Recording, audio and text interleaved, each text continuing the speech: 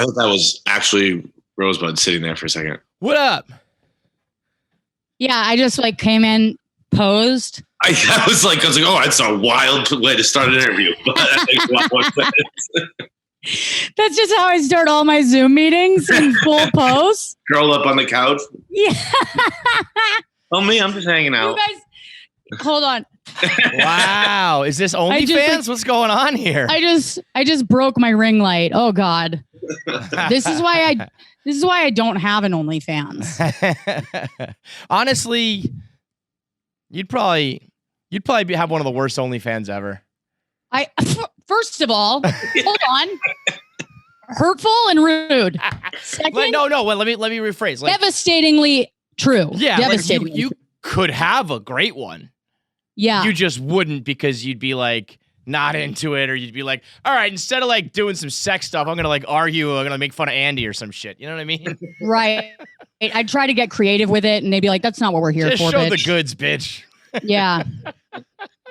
Dude, Rosebud, I was actually thinking about you yesterday because, first of all, we were watching some of your stand-up, but second of all, I gotta go get it. I just gotta show this to you. Okay. Jesus Christ. I don't know where he's going with this. I don't think. I'm kind of terrified to find out.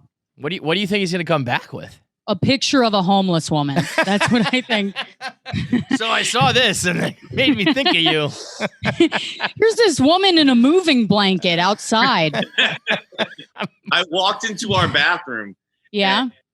We have like our laundry is right next to the bathroom. Yeah. And I guess my girlfriend was like cleaning out like the thing you get the detergent in. Oh, yeah. I know that. The bathroom. This was just sitting there. Wait, what is that? Hold on. It's what you get. You pour the detergent into, and then you pour that into the washing machine. Oh shit, like, Diva Cup. Yeah. Ah! I was like, what the fuck is this? That's your brand now. That's oh my God, that's beautiful. That is really beautiful, you guys. I'm so happy. This in the sink? What? Well, it's so funny that that's like actually worse than a picture of a homeless woman. I got this cup full of blood and it made me think of you. Oh my God. Love it. What is this? Hold on a second. Kevin has to go into work and fuck you, Rosebud. Fuck you. Because all I didn't think I was going to be able to make it in. And then I was able to make it in. And then you weren't able to come back to the original time and you're giving me a hard time about it. Just fuck off, okay? It's so easy in like the era of Zoom to we always go in together. Like we always do our interviews together. Yeah. And there was one moment where Kevin was like, look, if Rosebud can move up, can you go now? I was like, yeah, sure. I'll just do it at home. And then once you accept that fact, like, you know what? I'm not putting pants on. Yeah, you had no shot of coming in. Like, I'm just going to just do this here. Yeah. Yeah. It's so funny because Kevin texted me yesterday and was like, hey, can we move it? Blah, blah, blah. I was like, no problem. Like, I can move it to whenever. So flexible. She was great. I even said to her, thanks for being flexible. Super flexible. Then today at 1, around 1, he texts me. He's like, hey, actually, things worked out. We could just still do it at 1. And I just wrote back. What did I write back? I was like, she goes, now annoying. You're being annoying. I'll see you at 2, motherfucker. It's like, okay, sorry. It was so funny because I was like, wow, this really is the story of what it is to be my friend. Like one day you'll reach out and I'll be like super nice and like accommodating. And then the next day, it had nothing to do with you. I was just in the middle of like, too many people texted me at the same time and I just started lashing out at all of them. Like it was like and you know what she did? You know what she did? She sent the sideways crying emoji. Like that makes it better. Like, I'm just kind of joking. Like, no, you're being a fucking bitch. Yeah. I mean, I totally get that though. Like I'll be accommodating once and then after that. Heaven forbid. And as a matter of fucking fact, I know that you got somewhere to be at 4, so I was like, maybe she'll want to go back to the original time because she's got shit to do. And she's like, no, motherfucker. I should have canceled the whole thing. Fuck you and your special. Don't go watch Rosebud Baker's shit. The truth is, first of all, I know a lot of people are out of work right now, but I'm not. Okay? It's not the work. I'm not just sitting around here. I got shit to do. I will say, the first attempt I made to reschedule, I was like, can you just do it later in the day?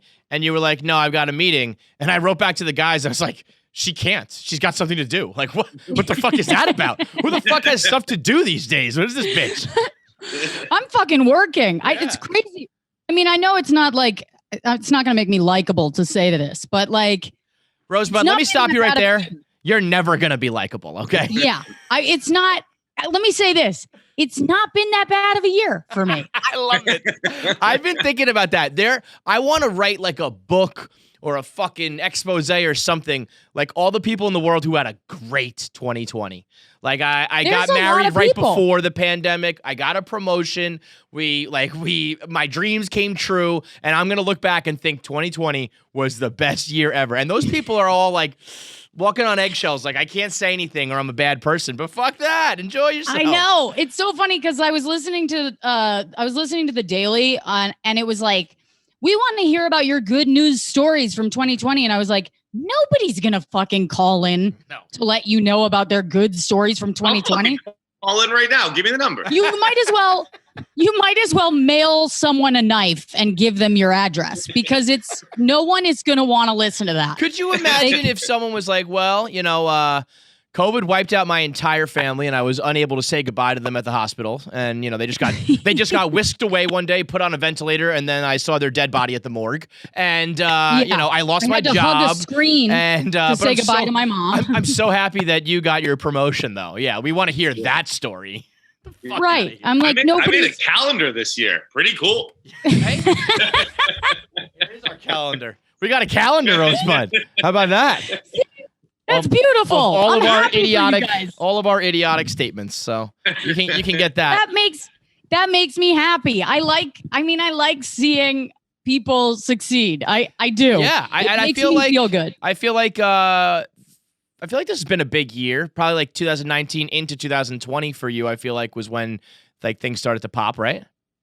Well, I felt like 2018 to 2019 was a little bit better in terms of like. Oh, okay. So you're failing now. You're on the downside. You're washed up. First of all, no, I'm making more money this year. Oh, that's all that matters. But it's not like public. You know what I mean? So it's all kind of like, and I kind of enjoy that more. Like I'm sort of enjoying it more. Wait, hang on. What does that mean? Because you're not on stage?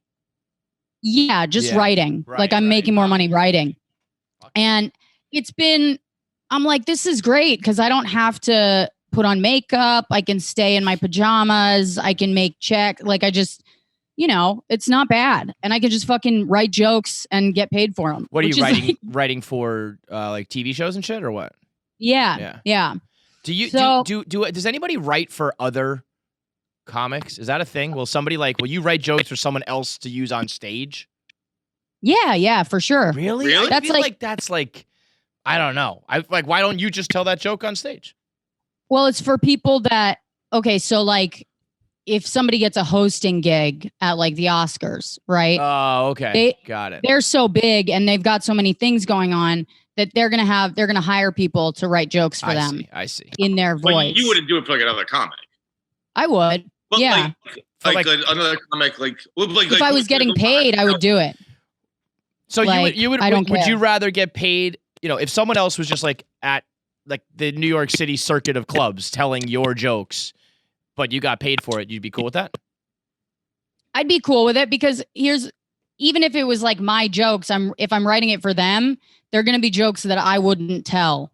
So it's just like jokes aren't that fucking precious. I mean, I can come up with a joke easily. Oh, look at me. I'm so funny. I'm just drowning in jokes. Well, yeah. And I'm like, I'll write a joke for somebody else. The jokes that are like precious to me are jokes that that are about my life and that are personal to me. Would you write a joke? Like, have you ever written for like a male from a male's point of view or something like that, where it's like, I would never be able to really tell this anyway as a chick. So like, go ahead. Yeah. I remember like Jay-Z once wrote a verse for Dr. Dre. and it was all about like driving Bentleys and doing what Jay-Z does. And Dr. Dre was like, no, dude, we don't do that here on the West Coast. So he rewrote the whole thing in like Cadillacs and West Coast style. He's like, all right, I'll write it however you fucking want it because I can just do this shit. Right. Yeah. Yeah. I think that there's jokes that when it comes to like guys, there's women can kind of get away with saying certain things on stage that men can't. Mm-hmm. Black comics can get away with saying things on stage that white comics can't. There's like all these things. What do you think like the hierarchy is? Because I think at the top is gay guys. They can say whatever the fuck they want in my mind. I think gay, black, trans person can get away with saying anything they fucking want. So it's just the more boxes you can check. What about like Native American? Yeah. Yeah, they got to be like the pinnacle. I can say whatever I want. There's only 6 of us left. Right. I mean, it's a tricky time because, you got to kind of like walk this line of like where, you can't come off as being, you just have to be really smart about the jokes that you tell. If you're going to talk, if you're like a white woman, you have to be really smart about the jokes that you tell about like cops and about the Black community or about your role in that whole dynamic. Mm-hmm. You know what I mean? Mm-hmm. Like, and I'm kind of working on a bit right now that is in the beginning stages that's sort of about that whole thing. About white women and why we call the cops all the time. Which is, give us a little color there. Why? I can't yet. It's not ready. It's not ready. That is something that you got to nail. You got to make sure every word is measured. I have to run that joke by every friend of mine who is Black and make sure that they think it's funny. How about this? When you think something's funny and you run it by and they're like, no, but you really liked it as is, what do you do then? Because I've had that happen where I'm like, fuck, I thought, I asked you thinking I was absolutely going to get the okay, and I didn't get the okay, and now I'm pissed because I really want to tell that joke or write that line or whatever. I think I usually just go, okay, they're right. Like if they're like, no, that doesn't work, then I'm like, oh, the angles, I took the wrong angle. Mm-hmm. You know what I mean? Yeah, I'm just digging more. Like, you're wrong. You don't even get it. Well, that's what I'm saying. I usually get offended. Yeah. Well, I'm like, it doesn't mean that you're wrong. It just means that you took the wrong angle. Like, you have to think about it more. Yeah. Like, there's blind spots that I have that they don't. And so I have to just go, oh, okay, I guess I that's my blind spot, right, Right. And usually I'll be like, okay, well, what is it about it that doesn't work? If I really don't know. Got it. What annoys me is when they go, no, it's not funny. It's like, well, why? Yeah. Tell me why. Go, okay, well, why not? Yeah. And then they explain it to me, and I'll go, oh, okay, all right, got it. How were the holidays this year for you? I mean, I didn't do anything for Thanksgiving. I'm going. I know it's treason, but I'm gonna go see my mom for Christmas. It's so like. It is the weirdest fucking time. I just don't know, like, what the fuck.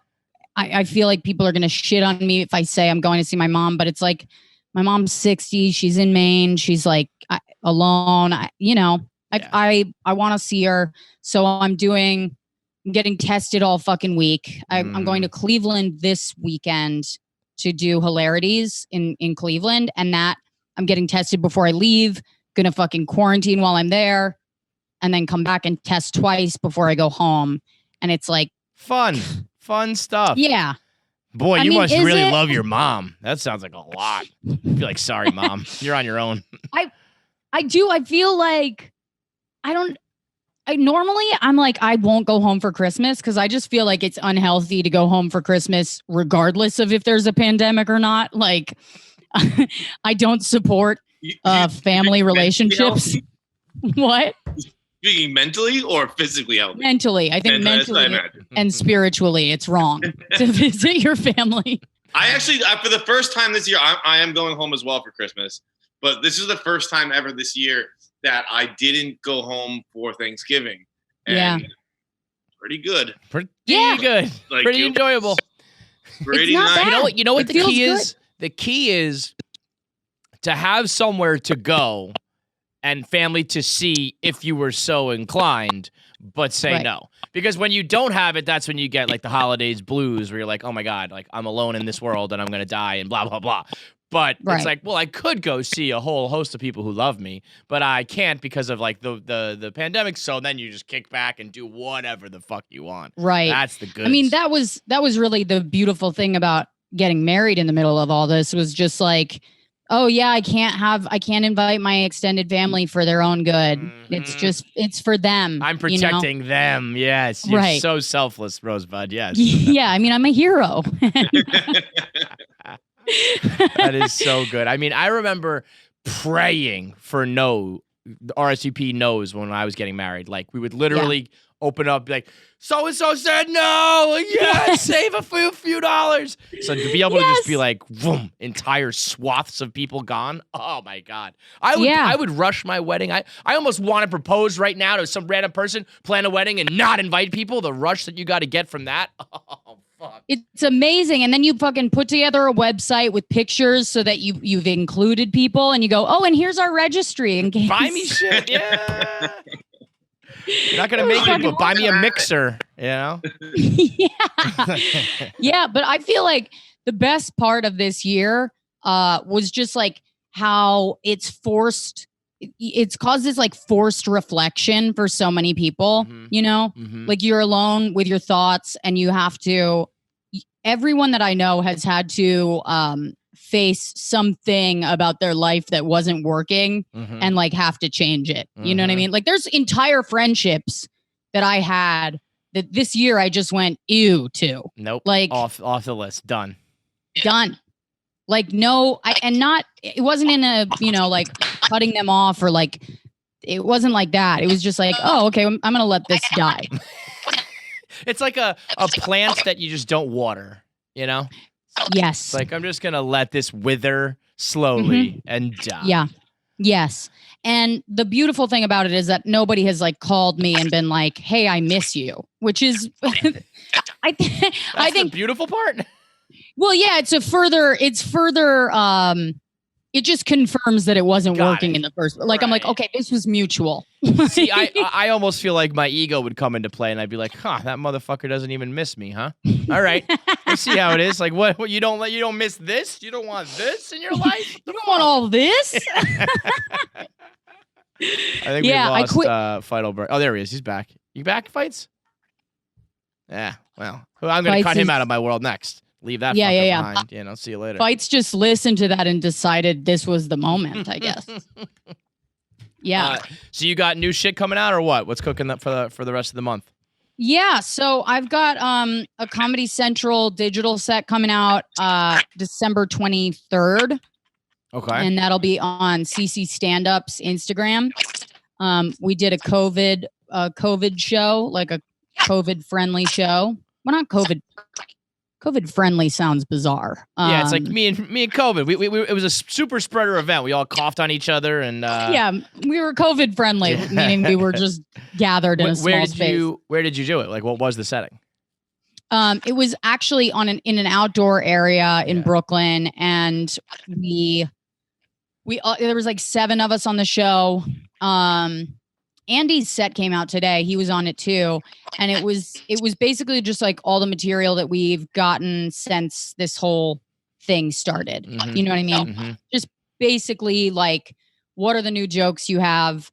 Try. And it was the first time a lot of us had been on stage in months. So that was cool. Did you have a lot of rust? Because we were talking to Gabriel Iglesias and he was like, he got up, I think he said for the first time in 8 months, and he was like, I fucking sucked. Like, it was bad. I was like, oh, shit, yeah. Yeah. I mean, I feel like it's very tough to kind of, I mean, I was getting up every night for a while during the pandemic, like just doing outdoor shows, and they were fine. It's just not a friendly. It's not great for comedy, like outdoors. Like we used to complain about how the ceilings weren't low enough in a comedy club. We were just talking about that with Sam. Yeah. And it's like now you're screaming under the sky. Yeah. Like it was just, and the laughs kind of like just go up? Yeah. So like we were just talking about Sam's special, and I mean, he had a couple jokes that I thought were like fucking money, and it did get a laugh, but it didn't sound the way it should have. And I would imagine when you've, done 7 nights a week, 25 sets a week for the last, million years, the way you guys have, where you get accustomed to like uproar and like loud laughter. It just sounds like, ugh, That's the It thing. almost sounds ruder. Yeah, it's like a smattering of applause where it's just like, ha, ha, ha. It's like, oh, fuck. But that's really how it, it's how it sounds unless you're trapped in like a little tiny comedy club that's designed for it. So I get it. Yeah, and it's crazy because I would walk away from shows and then feel awful. Like I was like, even if the set went well and I saw them enjoying themselves, I would just feel so fucking sad. It's like hooking up with somebody after a breakup, just to get your mind off of it. Mm-hmm. And you're like, oh, this isn't it. Yeah. Like this ain't it. You know what I mean? Yeah. And that is what it felt like every time I got on stage. And for a second, I'm just coming back now from like 3 weeks where I was just like, I can't get myself to do it. I can't get myself to go down to the cellar or go to like an outdoor show. I just can't fucking get myself to do it because I would be depressed on the way there and then I'd be depressed on the way home. Yeah. And it is what it is. If it's any consolation from a viewer's side of it, I kind of came like full circle where like in the beginning, if I saw people on the back of a pickup truck or doing a drive-in show or in the park, I was kind of like, ooh, like they're stooping that low, huh? But then first of all, it went on so long. Second of all, like you got to get those jokes off because if you tell the pandemic jokes, like when you're back in the club in a year, those don't fucking work. So I wanted to hear some of the comedy that you guys were coming up with during the time. And then also it just got to be normal where it was just like, okay, I'm going to watch this set on a rooftop and it's like, it's just as funny. It might not sound the same, feel the same, whatever, but the level of humor is still there. So it's probably a lot in your head and just what you're used to hearing because it's not like you guys became not funny all of a sudden. No, I mean, what it is we just had to, it was like, oh, I'm doing this because it makes sense to do it, not because I'm enjoying myself. Mm-hmm. Like, I used to have this like excitement when I would go to the club and I would have a new joke and I'd be able to tell it. That doesn't exist anymore. I go and I do my set. And if it works, it works, but it's not going to feel great. Even if it's like, even if the response is nice, it's not going to feel the same. So honestly, it became work again. Is really what you're describing. It's like I had to do this thing that I don't really enjoy, but I had to do it for money and for my career. Like, yeah, for sure. And also just to stay in shape. Mm-hmm. It's like you got to just stay in shape. You forget that if you stop doing it for any long period of time, you get back on stage and you're like so wobbly and like your timing is fucked and God, it's just brutal. Like, and you can't deny it. Like, you can't be like, oh yeah, the audience fucked up that one. Like, it's your fault, I was actually watching you on your YouTube, and like you must have been one of the last people to be on the cellar, right? It was so weird seeing. It was one of your. It was so weird. The date was like water imposed or watermarked on it, and it was like February 28th, 2020. Would that have made sense? Something like that, where it's like it was weird seeing someone on stage in a club doing like with the year being 2020. Because I was like, I forgot we were ever even open at all. You know what? I think that set was actually February of 2019 and I just put the date wrong in the thing. That makes sense. But it was still or no, I don't know when it was. It was like December of 2019. So it was right before I left for LA and that was, it was one of my last sets for sure. Cause I was like, I remember asking Liz to send me that tape. Liz is the manager at the Comedy Cellar and she sent it to me and I was like, do you have any more of them? Like, do you have any, because I knew the pandemic was happening and I was like, I just need more material to like release. Mm-hmm. And she was like, I'm sorry, we don't like, that's it. That's what we got. I can't get back into the thing because we're not open. Yeah. So I was like, fuck. And it wasn't a good set either. Like, it was like, I liked the set and I feel like everyone that's watched it on YouTube has loved it. but they've all been like, fuck that audience. Like, Yeah. I thought the same exact thing. Like, Mhm. like in particular, there's one part where you're talking about your sister who passed away. And as someone who, like, I also lost someone, like my best friend when I was young, and like, I always make jokes about it, and it always makes everyone really uncomfortable. Yeah. And you're like, fuck you, these aren't your traumas. It's selfish not to laugh with me. And Yeah. I was like, oh, I very much get that, you sons Yeah. of bitches. Yeah, I mean, I love doing shit like that, but obviously jokes like that don't do well under patio lights. You know what I mean? It's like everybody's trying to have a nice afternoon, and I'm sitting in the middle of Central Park just like shouting abortion jokes. Yeah, like the set itself looks like a Taylor Swift music video where you have like Christmas lights kind of hanging around. Yes. Anyway, I got a Yes. diva cup stuck in me. I legit had one set this summer in Central Park where I was telling a joke about abortion, and I heard a child laugh when it was over. The laughter of like- babes. There is something about like if comedians do what you do at night where there's alcohol being served in a dark place, it's funny. You do that Yeah. exact thing in the light of day under the sun, you become a crazy person. That's Yeah. what differentiates you between like the crazies in the park.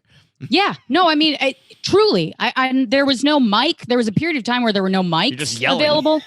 You were just yelling under a tree. So you guys get abortions or what? Exactly.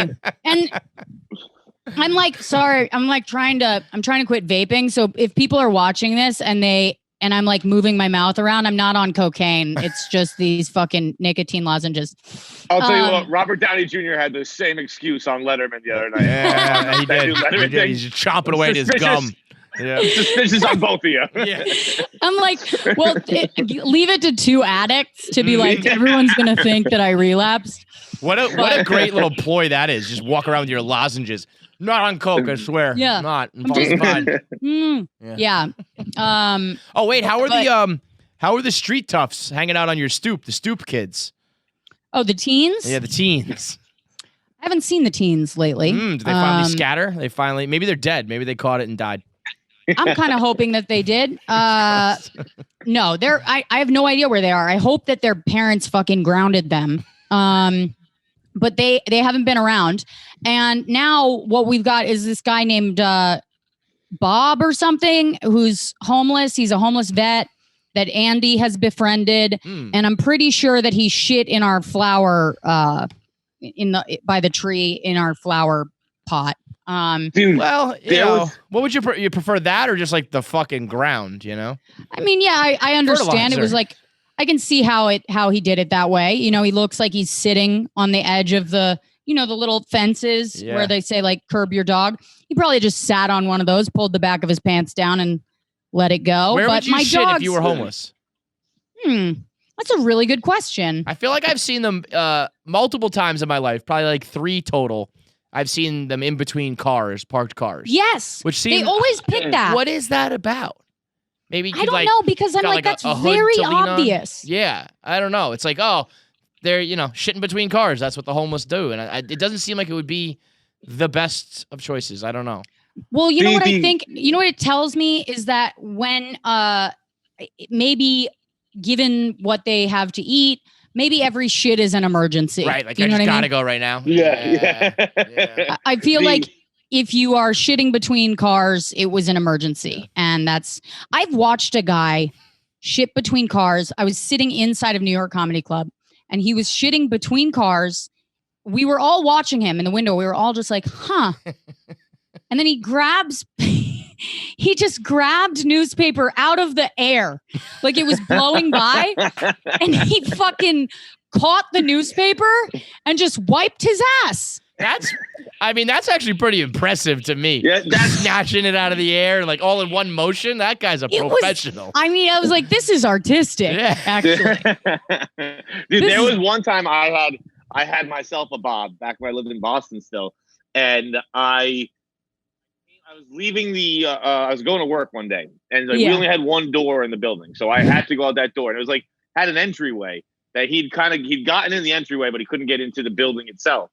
So he was just laying down in the entryway with his pants pulled halfway down his like quads, and he was unconscious and just shit was pouring out of his ass. Like I watched it happen. Wow. I was like, I guess this is an emergency, but I just had to step over a guy mid shit so I could go to work that day. That's unbelievable. So wait, it just leaked out like tears? Like It was just a pile, like it was still on his cheeks, and it was just a pile of shit around, like at the base of his cheeks. Wolf. It was horrific. It's New York, but also baby. the answer for no, I was in Boston at the time. All right, even better. But the answer where you shit if you're homeless, I feel like not enough people use this or employ this tactic. You go into hotels. Yeah. Well, I mean, I think that works for a little while. I would imagine at some point they got wise to that, and as soon as the homeless guy wrapped up in a moving blanket shows up, they're like, "You're not pooping here. You're not pooping here. Get the fuck out." No, they're like, "That's Lenny Kravitz. We give him the penthouse." But I think Starbucks is probably good for that. Although they've started, you know what I used to do, and I this is a homeless move, but I did it anyway. Is I used to keep bathroom codes in my phone of certain places in the city so that I could be like, oh, that deli over there has a bathroom. I could just walk in the back, and then I'd save the code so I wouldn't have to buy anything. This was when I first Rosebud. That is super gross for you to do, but very like savvy, you know, like that. Those are the lengths that you'll go to when you're first starting comedy and you have no fucking money and you're like, well, if I got to go to the bathroom and I'm near a club, but I'm too far to walk back, $2 then I coffee. know. Yeah. Say, no wonder 2020's been a great year for you. The bar was on a fucking floor. The bar was incredibly low. I don't have a public restroom scam going right now, so we had a pretty good year. Yeah, let me put it this way. It's easy for me to be grateful.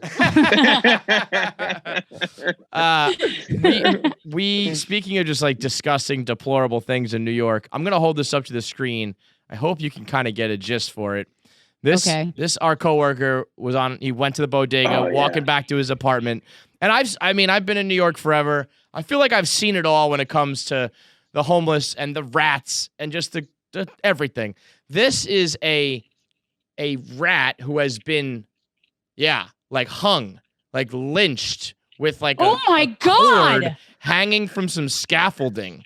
What the fuck? Yeah, and I mean that's what I love about it is that it moves the needle even for like New Yorkers who have seen it all. Like I saw that and I was like, "Oh, mama, that is some shit I've never seen before." That's the most disturbing fucking thing I've seen in a long time, dude. He said he was walking and had his head down texting and like looked up at the last second, or he would have just like walked into a dangling rat.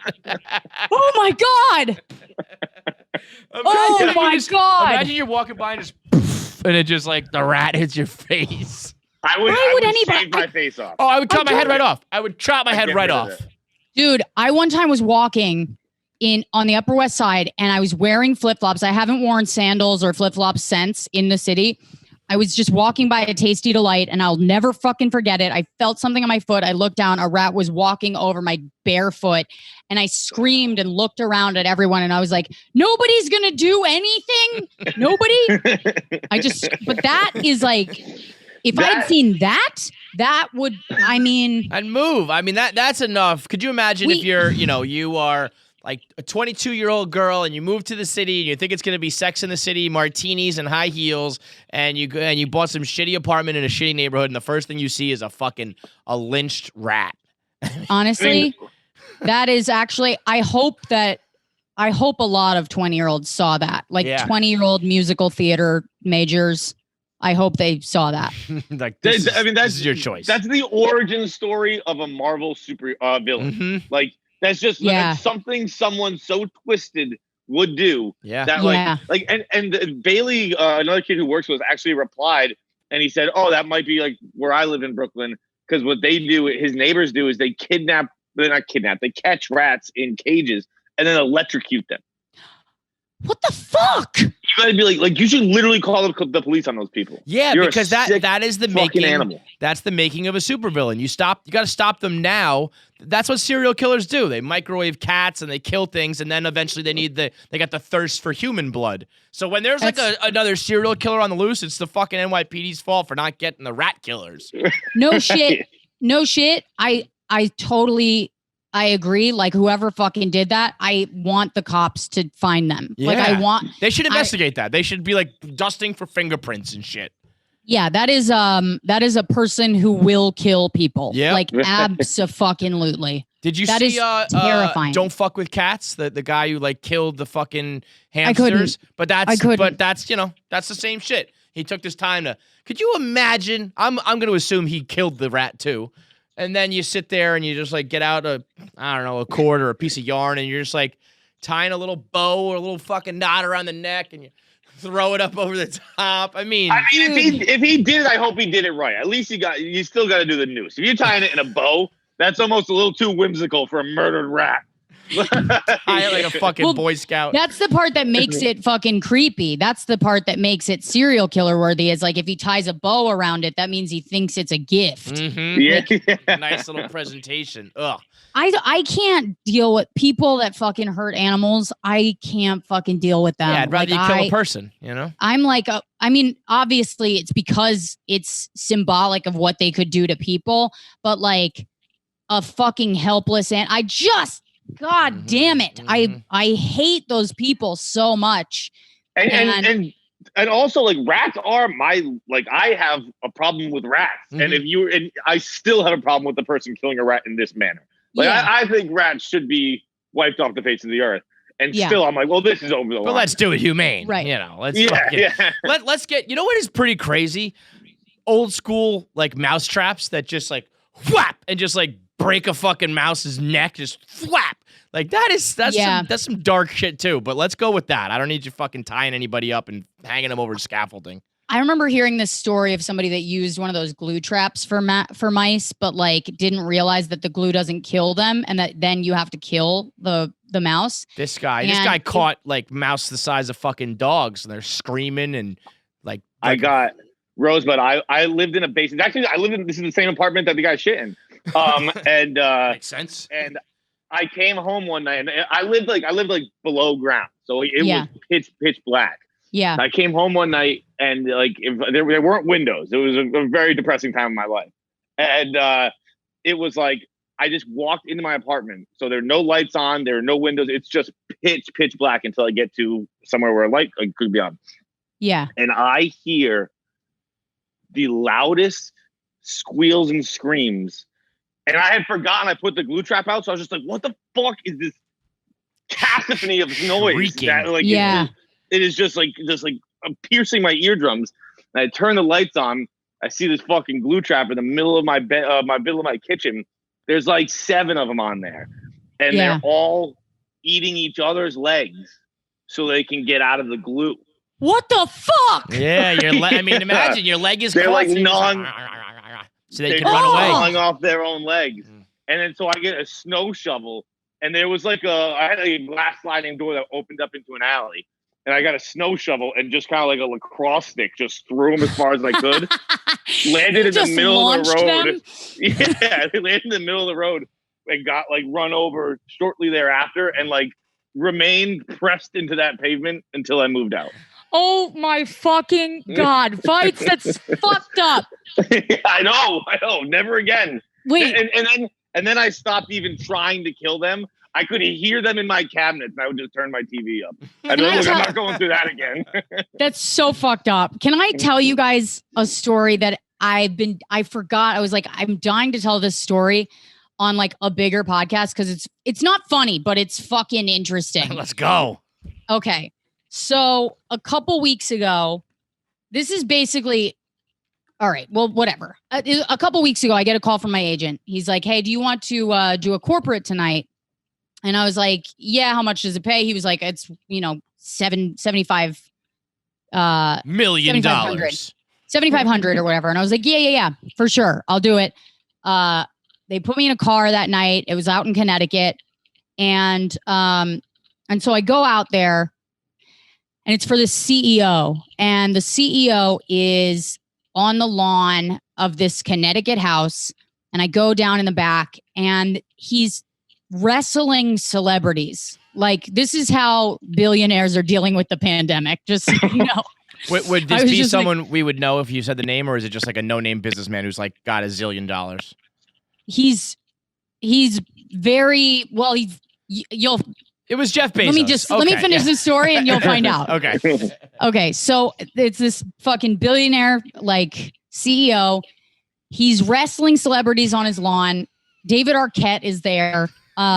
Just fucking makes sense. Just the craziest shit. And I'm like, these people are so fucked up. Like, everyone there is like fucked up. Like, and I'm a drug addict. So like, normally when I see somebody, like, I'm like, okay, that's cocaine, that's heroin, that's crack, that's Molly, whatever.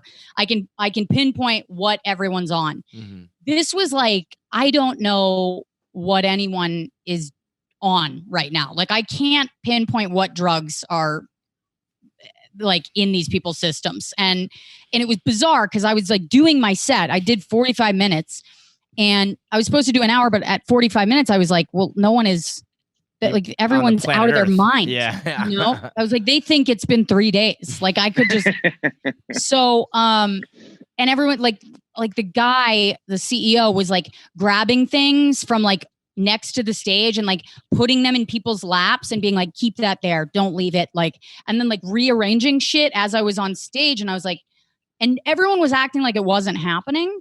So I was like, okay, I guess we're supposed to pretend that this insanity isn't going on. I get off stage. He's got a 3-wick candle in his lap, balancing it on his knee, right? It's lit. All the wicks have fused together to create this massive flame. And he's playing the side of it with 2 long barbecue lighters, right? Just like playing drums on the side of a lit candle with 2 lighters. And I was like, okay, well, this is bad. I got to get out of here. You know what I mean? Yeah. I said, they were like, you can stick around. And I was like, that's all right. I'm going to go home. And I got my check and I just fucking left. But I walked in the house and I turned to Andy and I was like, whew. And he goes, what was it? He goes, how was it? I was like, that guy's going to die. I was like, that guy is fucking like, you know, I've seen addiction and that's what it looks like at the very fucking end. And then like 2 weeks goes by and I get this article from one of the wrestlers, right? The wrestler that was there, who was the only other paid entertainment. And I open the article and it's like, former CEO of Zappos, Tony Hsieh, dies in house fire. No way. Yep. And it was like, I was like, holy fuck. The and dude who was playing the drums on the 3-wick candle. Burn that shit down. I look at the fucking picture of the house and I was like, that's the fucking house. Wow. And the house wasn't burned. Like, nothing had happened in the house. So I was like, the house looks the exact same as it did. And I was like, that's weird. So, and then like more shit started coming out about it. And it turns out that he had locked himself in the shed. And it was like 7 days after I had done this gig, but it was from candles and like nitrous. Like, I guess he was doing a bunch of nitrous and fucking set himself on fire, died 9 days later from like the burns or whatever. But the house itself. Oh, so he survived and was like in the hospital for 9 days? Yeah. Oh. And it was like, oh my fucking God. Like, I remember being like, thank fuck I got the fuck out of there. Thank God I got my check before that happened. Well, yeah. And, you know, part of me was like, I probably should have asked for more money. But, but like, it's fucked up. That is, we had a conversation probably a couple months ago about spontaneous combustion. Because some people believe in that. And like, no, it's usually like some guy who's out of his fucking gourd playing with candles and set everything on fire and there's just no more evidence. That's what happened here. Yeah. I mean, and it's like, it's so fucked up because these people have so much money and everyone around them is like, you're such a genius. You're such a genius. And I was like, this guy's a drug addict. Yeah. Like, he's fucked up. You guys are like not saying anything because you're on his payroll, but like, you're a bad friend. Like you need to like help him. Money, you know? man. There's not a normal motherfucker who's like that rich. Everybody who gets that rich, you got it. Maybe you don't die in a shed fire, but you're not normal, you know? Yeah. It's not I mean, possible. I was like, this is fucking crazy. What's the perfect amount of money? How much money do you mean? Want? If you could have a certain dollar amount in your bank account right now, do you want it to just be as high as humanly possible? Or would you like, it kind of sounds silly, but you know what I mean? Like, do you want to be a billionaire? Would you actually want that? Or would you be cool with, 50 million, 100 million? I mean, I would love to be a billionaire. I'll give it a shot. Right? Yeah, I'm not going to say no to it. I mean, it's like, if you could have the choice between you have $1 billion, but you are a CEO of some company. I don't know. So you're frontward facing, you still have responsibilities, it's high pressure, all that shit. Or you could live like you're still like a comic, but you've got like 10 million in the bank. So you're still 10 million? 10 million is great. Yeah, like you know what I mean? You're still set and good. Yeah. You know what I mean? I would probably still give the Billy a whirl, but there's probably something to be said for just like you and your very close ones, or if you have kids, are set, and you don't have like the most pressure in the world. Yeah, I feel like the problem with that level of wealth is that it makes you feel invincible. Like you know what I mean? And I get scared of my own ego, like my own ego and the way that it would respond to having that much power terrifies me, Because look what you did to me with our fucking scheduling today. You were wielding an iron, you were ruling with an iron fist over one little bit of power. Are you kidding me? Give Rosebud $1 billion, she'll be like a dictator. You'll run a whole country.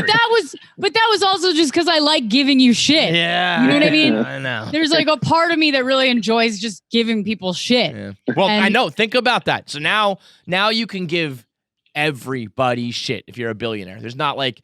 You walk into 99.99999% of rooms in the world, and you are the guy, the girl who can give out shit to anybody. Yeah, I mean, you hire 90s actors and you're like, hit that guy with a chair real quick. Right. That's the thing, and everybody would do it. Isn't that what David Arquette was doing at the party? Yeah, that's like David Arquette undoubtedly had to be there because he was once the WCW world champion, and they were like restaging that fight because. But why not? I feel bad though because I know that they were like close, and I feel like that was one of the last times that they like got to hang out. Like I DM'd David afterwards, and I was like, I'm really sorry for your loss, and he said the sweetest thing. He was like, I really will never forget like what that night was like and how fun it was. And I was like, well, I'm pretty sure you've already actually forgotten. But also therein lies the problem. The pieces that you remember, I'm sure you meant, and I really thought if you can't see that night is what led to the shed burning down, you were probably part of the problem. I feel really, yes. Yeah, you're not wrong. But I also feel this like kind of, I feel a lot of compassion for people like that because, just because I've gotten sober doesn't mean that like I can still see why those people are in the place that they're in. Cause it's like, they're still using drugs and alcohol. And so they can't see, it's not just that they won't, it's that they literally can't see what's going on, And so I feel, and there's a lot of people dealing with that right now with the fucking pandemic and everything. Like people are fucked up right now. They're locked in their homes and they're the mice. They're the mice. They're trapped on the glue trap. Legs. Yeah. You know what I mean? That's a bleak thought, but it's so true. That's what it's starting to feel like. And that's where, like the shutdowns, it's like, I get it, but there are so many more implications that the people who are just like, well, lives need to be saved, so you have to shut it down. It's like, there's a lot more to it than that, man. Yeah, it's a complicated, fucking tricky situation, and I don't disagree with anything that scientists are saying. I know that what they're saying works, but at the same time, it's not but it's like yeah. I also know that people are really suffering, and that they're sacrificing a lot of their well-being to benefit others. Well, also too, it depends on like what kind of life you've lived. Is like, being in clubs and in the night scene your whole life and in comedy and going through it yourself. You've been around it a lot. You've seen a lot of drugs. You've seen a lot of like the bad side of things. When, a scientist over here or a wealthy person who's lived, they're like, why can't you just like stay at home? Why can't we? What's the big deal? It's like, you don't even know what the other side of the tracks is like, where it's not that easy to just say, oh, I'll just stay home. Right. It's like, that's, the way that we make our money is crowds. Like we have to be, and a lot of people in comedy, that's how they stay fucking sane. Like one thing I've noticed is I was like, oh shit, like I don't just do this because I love it. Like it fucking keeps me sane. Right. Tim Dillon was saying he like kind of swapped one addiction for the other, where he just like got up on stage, a zillion times a week. And if you don't have that. Yeah. I'm surprised that you or Andy have not killed the other person yet. I'm waiting for the like murder suicide. Well, at least New we'll York get City on Netflix. comic couple. Yeah. Oh, you guys, you want to get famous and get your Netflix specials and all that? Murder suicide. Just do it. We just need one fucking documentary. I don't care who has to die. You know what? What a sweet moment that would be. Is you two sitting there like flip a coin. It's like, sorry, Rosebud. It's you. I stab you in the face. Yeah, I'm like, well, make sure the dogs are happy. It's crazy. So, his Comedy Central special, he said, is on the 23rd, right? Yep, that's coming out on the 23rd on CC Stand-Up's Instagram. So it's a digital set. And then I was a writer for Michael Che's new sketch show, and that's coming out later on this year. Actually, probably in 2021. And then that'll be on HBO Max. And then what else? Oh, Find Your Beach podcast. You can listen to me and my white husband. I'm gonna start describing everything like that. My white girlfriend. I love it. All right. Well, thank you so much, Queen, for accommodating and gracing us with your presence coming down from your ivory tower. No, thank you guys for having me, because you know that I texted you being like, when do I get to come on again? Yeah, you did. That's right. I want that to be known. It should be known. Yes. You're right. No, but we always love having you. So anytime you want. Love seeing you guys. It's good that you're doing good, and I hope that Fights gets out of his apartment before this is over. All right, I don't. Rosebud. Yeah, keep him there. Just fucking keep him. See you later. Thank you, Rosebud. It's great to see you. Bye. Bye. Listen, if you made it this far into the video, which is far, like no one ever does that on the internet. Like it's the end. You made it to the end of the video. Full fucking video. You watched the whole thing. So if you liked it and you watched the whole thing, why don't you subscribe? It means you like us. Click the subscribe button, because if you don't, I'm gonna fucking murder John. And I'm gonna like it. Kill him with my bare fucking hands. Yeah. And if you weren't sold on this video, there's plenty more. Watch what's next up and then subscribe. But just subscribe so I don't have to fucking kill him. Well, I don't know. Do what you want, but subscribe. Probably.